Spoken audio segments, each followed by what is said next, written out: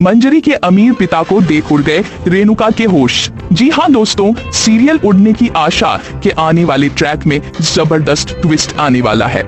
यहाँ पर साइली जब मंजरी के घर जाएगी तो उसके सामने ये सच आ जाएगा कि मंजरी का पति उसके साथ मारपीट करता है। उसी के कहने पर मंजरी सामान चुरा कर लाती थी। तेजस की घड़ी भी मंजरी ने उसके पति के कहने पर ही चराई थी।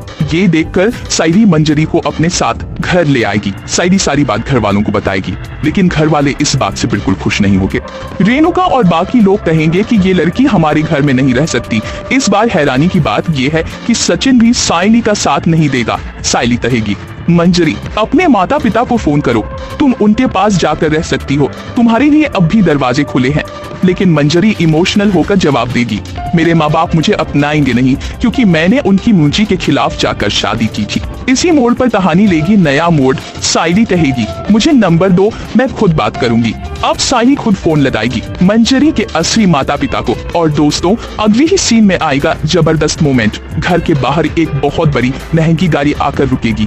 तेजस हैरान होकर कहेगा, आई इतनी बड़ी कार, जल्दी चल देख। रेणुका और तेजस बाहर जाएंगे, गाड़ी देखेंगे और तभी गाड़ी से उतरता है एक अमीर बिजनेसमैन। वो सीधा रेणुका के पास आकर कहेगा, क्या ये देशमुख हाउस है? रेणुका जवाब देगी, हाँ।